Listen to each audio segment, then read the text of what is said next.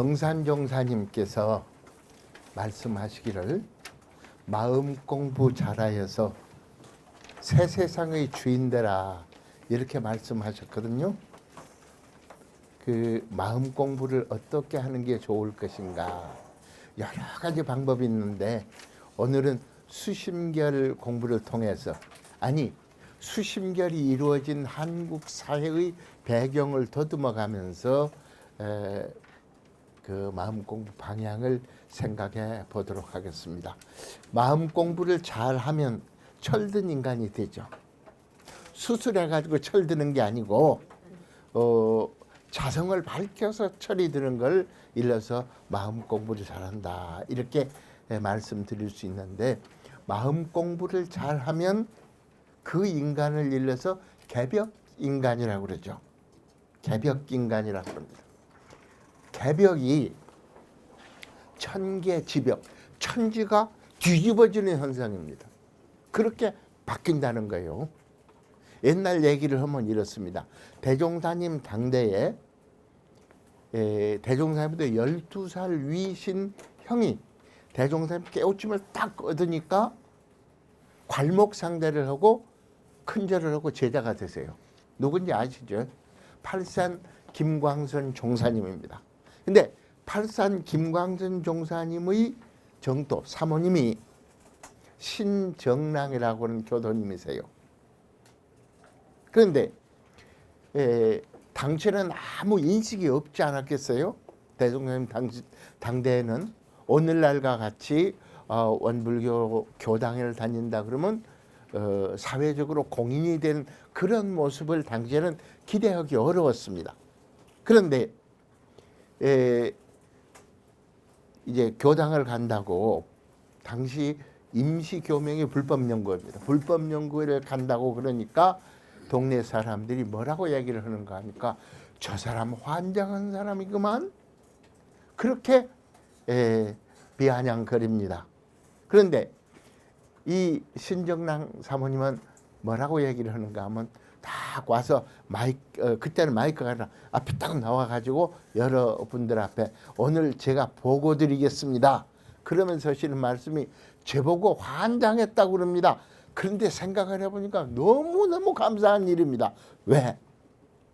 중생이 부처가 되려면 환장하지 않으면 부처가 안 되지 않습니까? 개벽되니까요. 그런데 제보고 이 장이 바뀌어서 부처님 장으로 바뀌어진다고 그러니 얼마나 고마운지 모르겠습니다. 이렇게 감사 생활을 했다고 그럽니다. 우리는 그 후예들로서 개벽 인간이 되기 위해서 노력해 주시면 좋겠습니다. 경산 우리 종법사님께서 개벽을 말씀을 하셨어요. 어떻게 말씀하시는가 하면 마음 공부를 하는 거예요. 이 개벽을 하면 마음 공부를 잘해갖고 개벽이 되면 개인은 행복하고, 개인은 행복한 거예요. 그리고 사회는 평화로워진다. 개인은 행복해지고 사회는 평화로워진다고 이게 가만히 보니까 극락사회라. 그죠? 그래서 우리 종법사님께서 잘 설명을 해 주셨구나 그런 생각을 갖게 됐습니다. 저는 오늘 보조국사께서 우리에게 가르침을 주시면서 나무렘을 주신 부분을 먼저 맛을 보고 가는 게 좋을 것 같습니다. 전부 5페이지 보세요. 7페이지까지 자료의 7페이지 중에서 5페이지 중간 이후가 인용문입니다. 6이라고 되어 있는 곳이에요. 한문으로 보면 차부라 금지인이여, 슬프다 오늘날 사람들이여 하고 말씀하신 부분입니다. 미래 구이라, 어리석어진지 미하여 온지 오래됐다 이거죠. 그래서 그 현상이 어쩌냐를 쭉 말씀을 하고 계십니다. 자기의 마음이 참 부처인 줄을 알지 못하고 자기의 성품이 이 참법인 줄을 알지 못하여 계속 뒤집어져 있는 겁니다. 그래서 법을 구하고자 하되 멀리 모든 성인에게서 찾으며 부처를 구하고자 하되 자기의 마음을 관하지 아니한다는 말씀입니다. 만일 마음 밖에 부처가 있고 성품 밖에 법이 있다고 하여 굳게 이 뜻에 집착하여 불도를 구하고자 하는 이일진데 비록 티끌 같은 겁을 지내도록 몸을 태우고 팔을 불사르며 견비입니다. 견비입니다. 이런 속에서 뼈를 갈아 골수를 내며 피를 뽑아 경을 쓰며 길이 앉아 눕지 아니하며, 그죠? 결국 뭐냐? 이렇게 해도 내 마음이 부처인 것 같고 그걸 찾아야 하는데 결국 밖에서 찾을 때는 모래를 쪄서 밥을 지으려고 하는 것과 같다. 이렇게 얘기를 했습니다. 그런데 저는 이 보조국사께서 우리에게 당시 사람들에게 나무램 하신 걸 오늘 우리들에게 우리 스승이 직접 너가 지금 뭘 찾고 있느냐? 너가 불교학 했다고 불교학 한 4, 50년 하고 나니까 뭐 알 것 같냐? 이렇게 얘기를 할 것 같은 생각을 갖게 됩니다. 갖게 돼요. 제가 일본에서 유학을 했었는데 칠란이라고 하는 정토 행자가 뭐라고 말씀을 하시는가? 정토 진종의 종조입니다. 그 양반이 하시는 말씀입니다. 착한 사람이 부처가 될진데 악한 사람은 어쩌냐? 먼저 구해야 하지 않냐? 그죠? 착한 사람이 부처가 된다면 악한 사람 먼저 구해야지 그 세상이 정토가 된다는 말씀입니다. 이걸 악인정기설이라고 그러는데 가만히 생각을 해보면 그런 부분이 있어요. 그 스승인 법연이라고 하는 분은 뭐라고 얘기를 하는가 하면 지금 이 세상이 뒤틀려져 있다. 그런데 이 세상에 스스로 수양을 해서 뭘 아는 지혜를 쌓아가지고 부처가 된다고 하는 거 가능할 것이냐? 그것이 어리석음이 극치다. 오히려 그건 놓아버리고 내가 정말 부처로구나. 내가 지혜가 정말 없구나. 그래서 오히려 믿고 자기를 의지하고 염불할 때 부처님 나를 구하소서 할 때 들림이 이루어진다. 그 얘기를 합니다. 이게 이제 정토종에서 얘기하는 거예요. 그런데 선종에서는 꼭 붙잡고 이걸 붙잡고 깨우침을 하나하나 쌓아갑니다. 쌓아가요. 보조국사께서는 그 후자를 택한 겁니다. 세상이 무너져요. 어느 정도 무너지는가 하면 고려 예종 때 1122년에 이제 인종으로 바뀝니다. 근데 한문이 어딘가 하면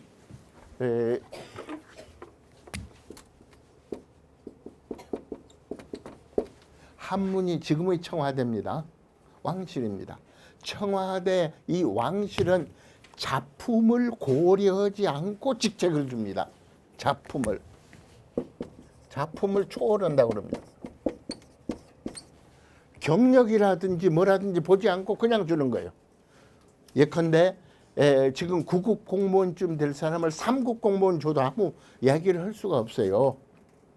그러니까 이 사람들이 이제 1113년부터 1122년까지 약 10년 동안 이렇게 국가를 다스리는 역할을 합니다. 그러다 보니까 인종 당대가 되면 세력이 커진 거예요.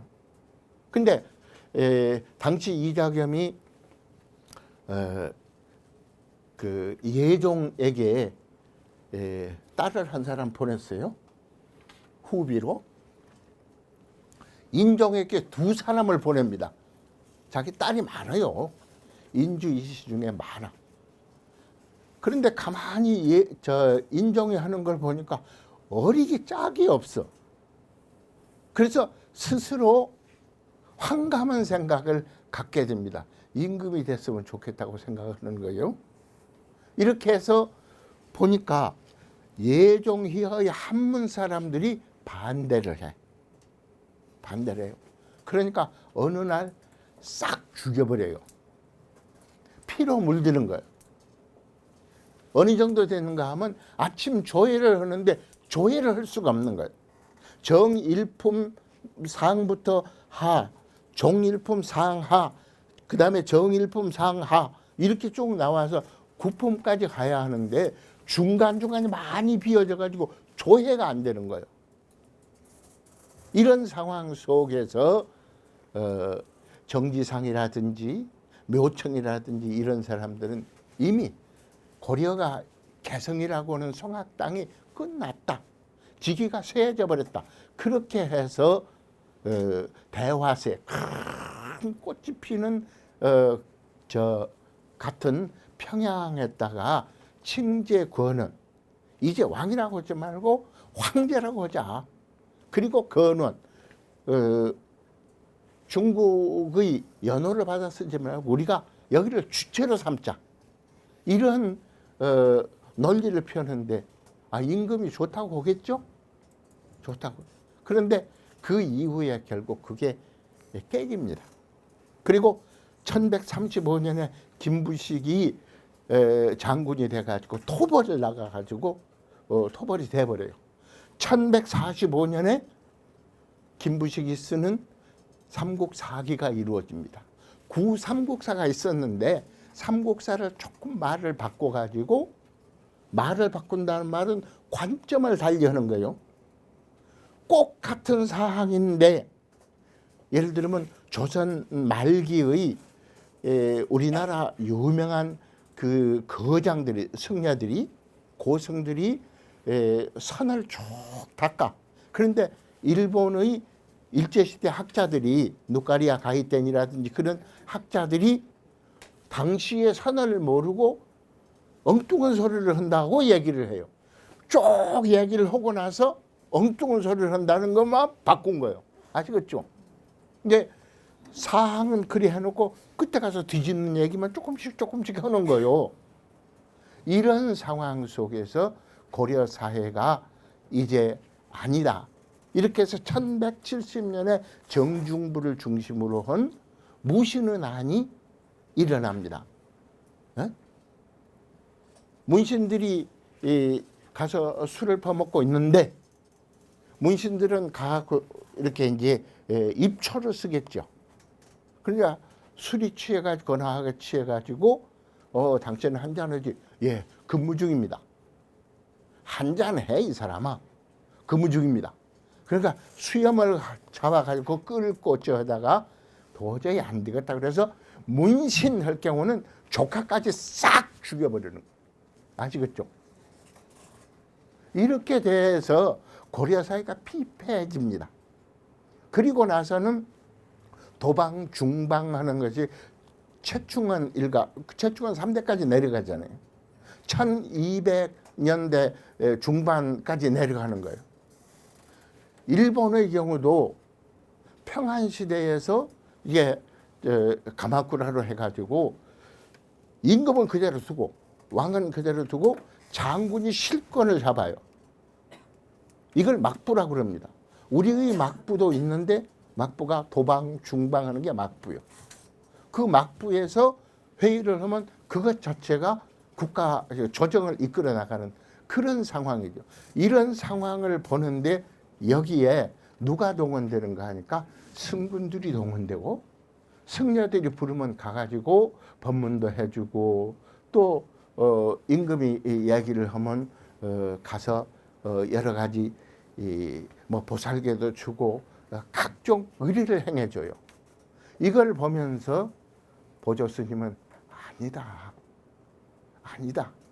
이게 차마 수도인이 할 일이 아니다. 이렇게 하면서 몇 단계를 거칩니다. 왜냐하니까 1182년에 보조 스님은 공부를 잘하신 어른이에요. 그래서 승과에 급제를 해요. 네. 그런데 급제를 하고 거기를 둡니다. 명리는 쫓지 않겠다. 그리고 이제 지리산 상무주암이라든지 거치면서 몇 군데를 거치면서 거기서 깨우침을 점점 얻어 나가는 거예요. 그리고 깨우침을 얻어 나가는 과정 속에서 화음을 알게 되고, 그래서 교를 끌어안게 돼요. 무슨 얘기인가 하면 선이란 건 중생으로부터 깨달음을 얻어 나가는 거죠. 그렇습니다.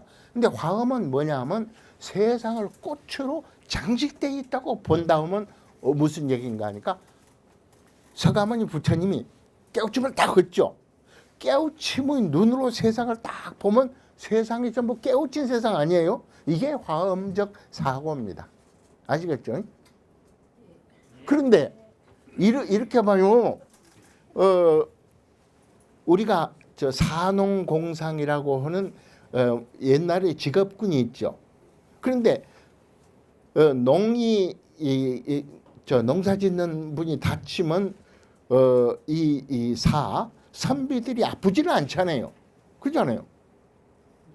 그러니까 이쪽이 다쳐도 이쪽이 아프지는 않거든. 그런데 나는 아프잖아요. 다시 말해서 산농공상의 각각 직업군이 다르지만 임금으로서는 전부 내 새끼라. 그렇죠? 임금이 만약에 그와 같은, 옛날에는 지금이나 간에 그와 같은 덕이라든지 호생지심이 없다고 한다면 임금이 날 것이 없어요. 대종사님께서 말씀하시기를 윗사람이 아랫사람을 초계같이 알면 아랫사람은 윗사람을 원수같이 한다고 그랬어요. 그건 옛날이나 지금이나 같은 얘기예요. 그러니까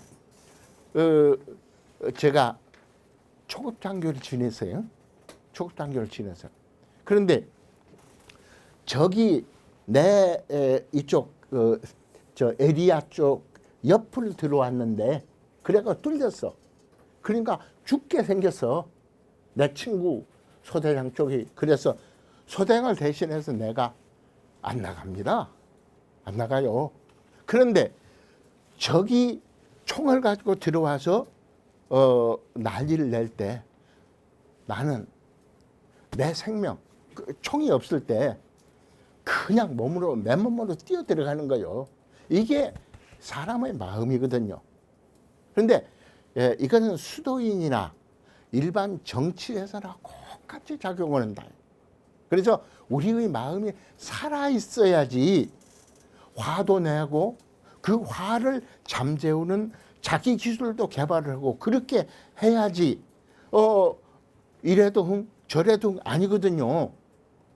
그래서 이 보조국사께서는 어떻게 보는가 하면 선은 마음 닦는 거예요. 교는 그러니까 선시불의, 선이라고 하는 건 부처님의 뜻이다. 마음이다. 그리고 교시불어, 교는 부처님의 말씀이다. 근데 수도자는 결국 부처님의 뜻을 받아야 하거든요. 그죠? 그런데 공부해 나가는 과정에서는 부처님의 말씀을 통해서 그 세계를 안다고 한다면 도움이 되잖아요. 그러니까 이제 보조국사는 정의 쌍주를 중심으로 전개했다고 얘기를 합니다. 정은 수행입니다. 수행입니다. 해는 지혜입니다. 지혜는 대개 한 세 가지가 있어요. 직접 지혜를 구하는 것이 있고, 간접적으로 구하는 거, 나중에는 유추를 통해서 아는 방법이 있거든요. 그런데 그 지혜를 다른 사람이 써놓은 것을 보면서 아, 얘분들은 이렇게 공부를 했구나, 이렇게 알아가는 걸 포함하는 게 정혜를 같이 아울러 간다, 그런 말씀입니다. 그래서 보조국사께서는 한쪽만 수산 결사를 하셨습니다. 그러니까 명리라든지 다 버리지만 그런다고 해서 이제 선이라고 한 건 자 보세요. 선은 어떤 특징이 있는가 하면 왜 별전 그러죠. 부처님의 설법으로 얘기하는 그런 뜻 외에 면면이 제자를 통해서 마음과 마음으로 전해오는 그것이 있다는 거예요. 이게 교회 별전입니다. 그러기 때문에 이 교회 별전은 문자를 세우지 않는다. 문자를 세우지 않아요. 불림 문자라. 이 두 가지만 가지고도 되게 선이란 게 어떤 성격을 갖고 있구나 하는 것을 알 수가 있을 겁니다. 얘기가 더 지루해질지 모르니까 나가죠. 원불교가 뭐냐? 원불교란 소태산 대종사님의 대각에 의한 구세 경륜을 사회화하는 집단, 사회화하는 가르침, 사회화하는 모임, 요것을 이래서 원불교라고 한다는 얘기죠. 그 과정에서 불법 연원이 이루어져요. 교법의 연원을 부처님께 대는 과정. 또한 부처님의 가르침이야말로 지극한 훌륭한 가르침이다. 그러니 앞으로 우리가 배울 바도 부처님 법이요, 가르칠 바도 부처님 법이다. 우리가 실행할 것도 부처님 법이다. 이렇게 대종사님께서 선언을 하십니다. 그래서 교법의 연원, 부처님은 성인들 중의 성인이고 그 가르침은 나는 어렵게 해서 우연하게도 이렇게 의심을 바라고 또 발심해가지고 수행을 계속하고 나도 모르게 침잠 깊이 선정해 들고 이런 과정을 통해서 깨우침을 얻었는데 얻고 나서 보니까 부처님 깨우침과 똑같아 내가. 그리고 부처님께서 말씀하시는 걸 몽중에 이제 금강경을 보시고 들으시고는 일산 이재철 종사님을 시켜가지고 모악산 불갑사에 가서 금강경을 얻어오도록 합니다. 모악산 불갑사에서 금강경을 찍었거든요, 당시에. 이게 요즘 어디 있는가 하면 원불교 역사박물관에 들어있습니다. 그런데 그걸 보니까 화나신 거예요. 제가 여수에 흥국사라고 있어요. 영취산 흥국사가 있는데 영취산 흥국사가 제 고향에서 가깝습니다. 원래 조부까지는 유학을 하셨는데 아버님 어머님이 큰형님이 돌아가시니까 가서 추상 공양을 했어요. 거기서. 그리고 아들이 제 위로 넷이가 있어요. 큰형님이 돌아가신 넷이가 있으니까 그래 이제 딸 하나 점집받자. 그리고 치석을 올렸는데 제가 나버렸네요. 그러니 제가 실패작이라면 어마어마한 실패작이고 그래도 수작이라면 수작이 되죠. 그래요. 그런데 흥국사에 신검당이라든지 선당에 위에 이제 상량문들이 나오게 됐어요. 그 1600년, 1700년대에 나온 건데 그걸 이제 그쪽 스님이 저한테 봐달라고 가지고 왔어요. 익산까지. 이걸 읽어보니까 꼭 제가 쓴 것 같아요. 그래서 참 묘하다. 지금 흥국사에는 의승수군 자료관이라는 게 있어요. 의승수군이란 말이 제가 쓴 용어예요. 학문적으로. 그래서 환히 정리를 해놓고 나니까 사람들이 이제 의승수군이 되고, 그래서 임진왜란 때 그 의승군 관계를 적어서 책을 하나 만들어 놓고 나니까 그 방면에 밝은 사람이 돼버렸어요. 그래서 인연이란 게 이런 것이다. 그런 생각을 갖게 됐습니다. 그런데 대종사님께서 이제 금강경을 보시고 그 금강경 빌려 오신 모악산 불갑사라고 하는 데가 꽃이 아주 좋게 피는 꽃이 있어요. 뭔지 아세요? 상사화. 근데 사람들이 다 상사화 그러죠. 예?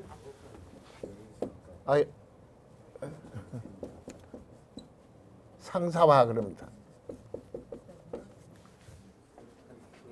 그러죠. 그런데 이 상사화를 일본에서는 이렇게 얘기를 합니다.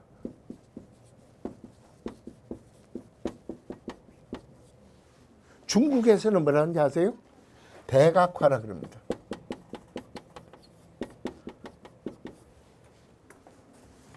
피아나는 뭐냐 하니까 춘분과 추분을 일본에서는 피아노의 날 그럽니다.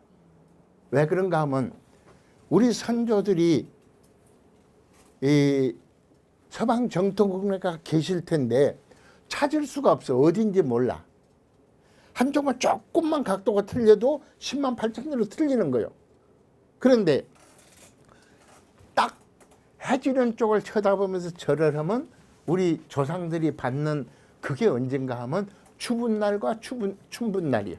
그죠? 이때 피는 꽃이니까. 그래서 피안의 꽃 그렇게 이야기를 합니다. 대각화는 깨달음의 꽃 그런 얘기입니다.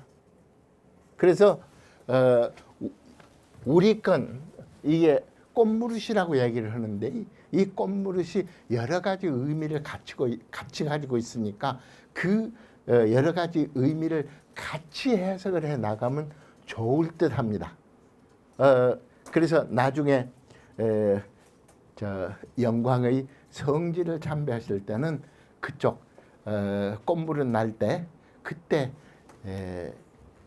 모악산 불갑사에도 같이 가보시면 좋겠습니다. 왜 그런가 하면 372년에 불교가 들어오지 한국에. 근데 동진에서 백지로 들어오는 바다로 들어오는 거, 해로로 들어오는 건 384년이거든요. 12년 후에. 그런데 누구가 들어오는가 하면 성인이 들어와요. 마라난타라. 법성이 들어오는데 그 법성이 들어온 자리가 법성포요. 그래요. 그리고 그때 처음으로 지은 절이 불갑사라는 거예요. 그래서 대종사님께서 불갑사하고 인연이 된 것도 참 신기하다. 그런 생각을 갖게 됩니다. 우리가 아는 만큼 못하는 보이는 거예요. 그렇게 해서 우리 주변에 있는 걸 자세히 봐가면서 영광에 가시면 불갑사와 법성포 그렇죠. 영광스러운 걸 넘어서서 법성포가 있으니까 그쪽까지 보시면 요즘 잘 닦여져 있고 원불교에서는 국제 마음 훈련원을 개원을 해 뒀기 때문에 그쪽 가서 2, 3일 가서 푹 담그고 오시면 참 좋으실 겁니다. 그런데 이런 과정 속에서 대종사님은 금강경을 연원 경전으로 하시고 그 연원 경전을 하시다 보니까 어떤 결론까지 나가는가 하면 불교를 통해서 결국 삼교를 나가게 되고 삼교에서 만종교 만사상까지를 이렇게 툭 쳐서 융통을 하게 돼요. 사통팔달로 회통을 하게 됩니다. 이것을 한 마음으로 다시 묶으면 뭐가 된다고요? 통만법 명심 그러죠. 그렇습니다. 마음법을 통하여다가 한 마음을 밝히라. 그렇게 말씀하십니다. 그런데 대종사님 제세시에 어떻게 했는가 하면 금강경, 반야신경, 현자, 오보, 덕경, 42장경, 업보, 차별경 이런 것들을 계속 번역을 했습니다. 그래서 번역을 해가지고 당시 제가 출가 교도님들이 같이 공부를 했어요. 어떻게 공부했는가 하면 아침에 이제 자선하고요. 오전에는 경전 공부 이렇게 돼 있더라고요. 당시 경전이 이 경에 전할전자를 써서 이 경전 공부라고 써져 있어요. 근데 뭘 주로 했는가 하면 수양연구요론이라든지 6대 요령을 중심으로 해. 수양연구요론 1927년 원기 12년에 나왔고 6대 요령 보경 6대 요령이에요. 보배로운 경전 6대 요령은 1931년 원기 16년에 나왔습니다.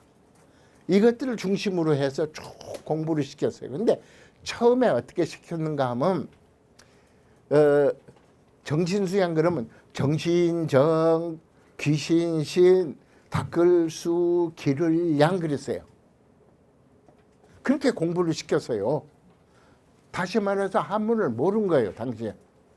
그런 부녀자들이라든지 이렇게 공부를 시켰는데 어느 날 서울에서 누가 내려와 가지고 그 법회를 참석했는데 이 공주 종사님이 딱 올라가 가지고 1895년생이요. 그거는 96년으로 호적에는 돼 있는데 사사삼경을 막 두루 헤치면서 법문을 헤치니까 깜짝 놀래버린 거예요. 그래서 신심을 일으켰다. 그런 얘기들이 교단에 많이 전해져 오고 있습니다. 우선 안다고 하는 것이 안다고 하는 게 지혜로워지는 데 가까워지거든요. 그런데 대종사님은 지도자의 길을 네 가지로 얘기를 하면서 먼저 알아라. 시대에 따라 학문을 준비해라 하고 얘기를 하고 그 다음에 배우는 사람들한테 신용 잃지 마라 부터 시작해서 네 가지를 얘기를 합니다. 물론 지행 합일로 가겠죠. 근데 그 대종사님께서는 두 가지를 말씀하신 게 하나는 수행이에요. 외과 같은데 당시에 일본 말을 하면 가서 공부할 수 있고 그러니까 일본만 관심을 가졌대요. 그거 하면 쭉쟁이만 남으니까 하지 마라 하고 말씀하실 때 이것은 뭔가 하면 수도인으로 체를 세우라는 말씀이에요. 그러니까 아는 것 갖고 안 된다. 수도인으로 체를 세우라. 두 번째는 시대에 따라 학문을 준비하라고 그런 얘기는 뭐냐 하면 지도인이 되라는 거예요. 네? 산중에 가서 공부하는 식으로라든지 딱 대종사님께서 하신 말씀이 뭔가 하면 덕석에다가 보리를 넣어놨는데 비가 오는데 그게 떠나가는지도 모르고 공작을 맹작을 하고 있으면 되냐? 아니다. 그러니까 현실 생활을 윤택하게 하면서 사람들을 길러나가고 이렇게 해나갈 수 있는 역동적인 지도자가 되라. 이렇게 대종사님께서 우리에게 가르쳐 주셨거든요. 이 두 가지를 잊으면 안 되겠습니다. 그러니까 여기서도 보조국사 말씀하신 이 수심결도 우리의 마음바탕을 잘 읽으면서도 늘 지도자로서 거듭나는 그 모습을 같이 그려나갈 필요가 있다는 말씀입니다. 그래서 이러한 가르침을 대종사님께서는 제세시에 번역을 해가지고 책도 내게 했죠. 뭘 내게 했는가 하면 1943년이 원기 28년인데 28년 3월 달에 정전이 있죠. 우리 현재의 정전입니다. 당시에는 불교 정전 도저히 허가를 안 내주니까 방법을 써서 불교 정전이라고 하고 조선 총독부의 허가를 얻어가지고 당시에 이렇게 인쇄를 하는데 대종사님께서 말발급 교정까지 보셨습니다. 옛날은 그 문선을 하지 않아요. 대 옆에 태 있고 태 옆에 견 있고 그래요.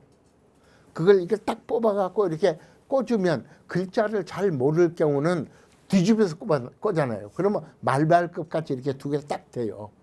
그럽니다.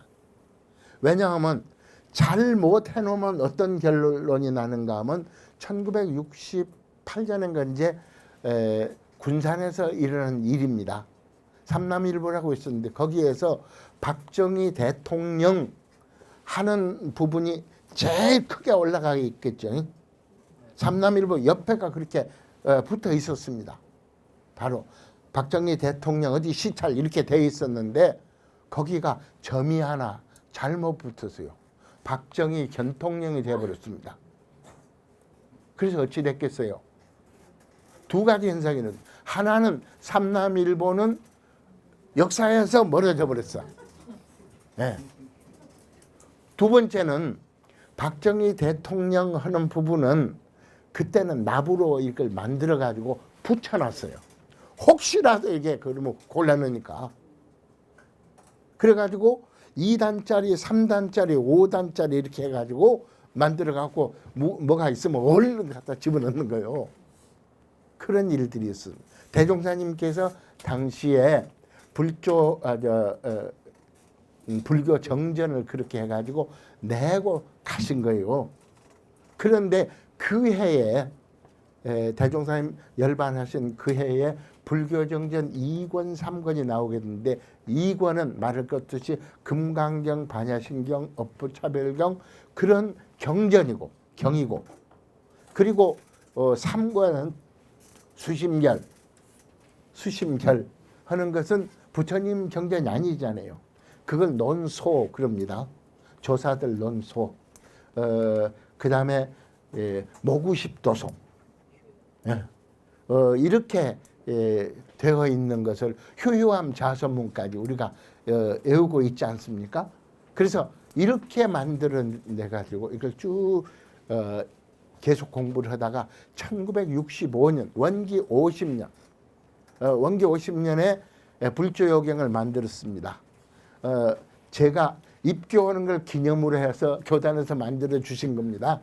원기 50년에 입교를 했거든요. 근데 입교할 때 서울에 교당이 3개, 종로교당, 원남교당, 그리고 서울교당 3개, 부산에 12개, 광주에 2개, 하나였다가 서광주 교당을 막 세우는 그때였어요. 그때요.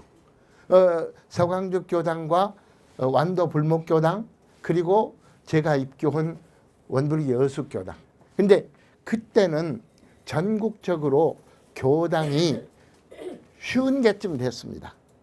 교구는 없었고요. 50개쯤 됐고 교학에서 근무하는 교무님들이 약 100명이었습니다. 그런데 원기 100년 그러니까 2년 전 얘기죠. 2년 전에 해외에 나가 있는 교무님들을 헤아려 봤더니 대개 3개 종류로 나가 있어요. 교화를 위해 나가신 분, 둘은 기관에 나가신 분, 셋은 유학생. 몇 분인가 하면 125분이요. 네? 원기 50년 그러니까 50년 전의 국내 교당에 나가신 거고 비슷해요. 교당이 몇 개인가 하니까 기관까지 합해서 56개 있더라고요. 외국에 해외에 있는. 제가 일본 교구장을 12년 했잖아요. 그때는 일본, 중국, 인도, 오스트리아까지 그렇게 해서 좌상 상사님께 이제 중국이 교당이 11개가 됐으니까 중국 교구를 나누십시다 하고 건의를 들어가고 중국 교구가 나눠진 거예요. 그런 과정들이 있습니다. 그래서 우리가 공부를 해나가면 공부해 나가는 과정 속에 교화도 자동적으로 되는 거예요. 그리하고 그 당시에는 제 은사어른이 유기현 종사님, 성명으로 하면 유병덕 박사님인데 이 어른이 한국 신흥 및 유사종교 조사위원으로 문교부에서 문화공보부에서 이렇게 취택이 됐어요. 그런데 당시에 뭐라고 하니까 원불교는 신흥종교로 이게 조사를 받아야 할 곳인데 그쪽에서 어찌 조사위원이 나와야 이런 정도로 되더만요. 1974년에 원불교 사전을 제가 조교를 아주 오랫동안 했습니다. 조교를 하는 건 뭐냐니까 24시간 어떤 일을 위해서 딱 주어지면 24시간 매진하는 거예요. 몰두하는 겁니다.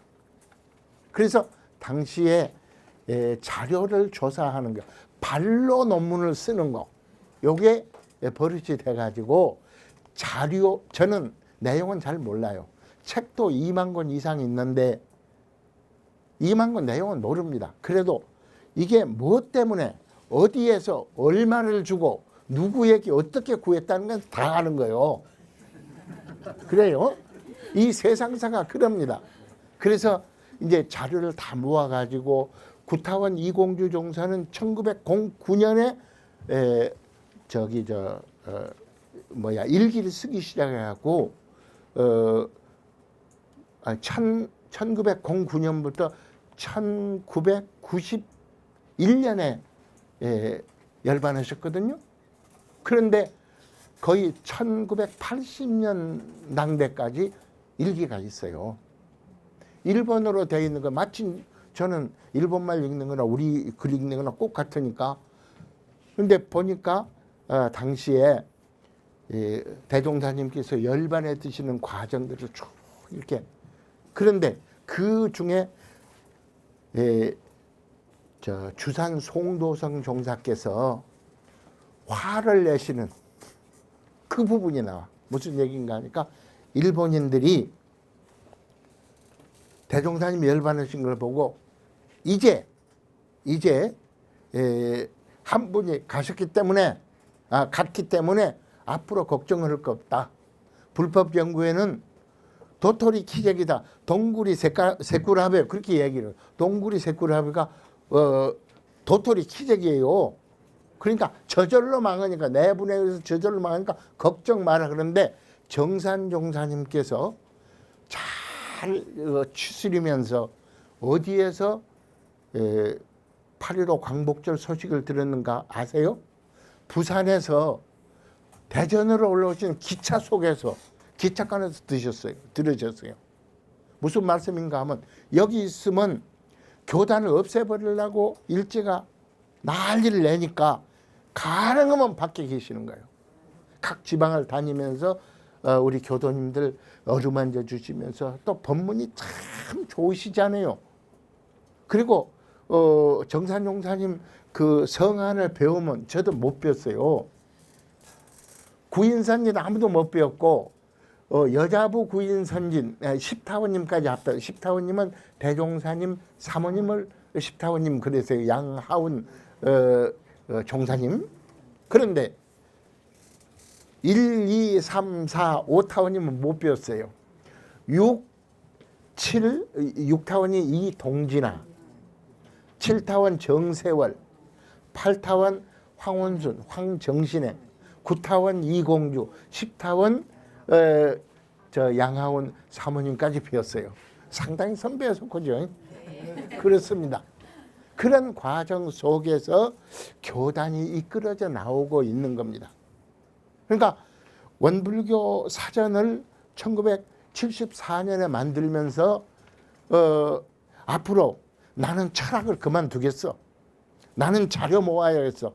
하다가 보니까 불교계통 논문 한 50개, 도교계통 논문 한 50개, 신종교계통 논문 한 20개, 그리고 원불교계통 논문 한 50개. 그래 쓰다가 보니까 180편이 넘어. 쓸데없이 많이 쓴 거요. 그리고 원불교 대사전을 만들다가 보니까 2013년에 만들다가 보니까 원불교 대종사님, 정산종사님, 대종사 성비, 뭐 교사, 팔만대장경 이런 부분은 제가 쓰게 되더라고요. 그래서 이것은 머리로 쓰는 게 아니구나. 혈심으로 하는 거구나. 왜냐하면 제가 유학 기간이 8년이에요. 여기서 석사를 마치고 유학에 가서 석박사를 다시 했는데 그런 과정 속에서 도교사전, 또 불교사전, 한국민족문화대백과사전 거기 편집위원으로 계속 다니면서 언젠가는 원불교 대사를 우리 손으로 만들 것이다 그랬는데 아니 제가 죽기 전에 만들어지더라고요. 그래서 앞으로 여러분들이 한 분 한 분씩 공부하는 모습이 비춰지면 교무님들 설교가 달라집니다. 아시겠죠? 그리고 질문이라든지 그런 걸 매섭게 하면 결국은 공부 안 할 수가 없어요. 교무님들은 그 정도의 성능은 다 가지고 계시거든요. 근데 교도님들이 멍하고 계시면 나도 멍해져. 그래서 노래 부르다가 멍하고 해 뜰 날 돌아온다 하면 안 되잖아요. 그래서 우리가 같이 그렇게 공부해 나갔으면 좋겠습니다. 오늘 이상으로 마치지요. 감사합니다.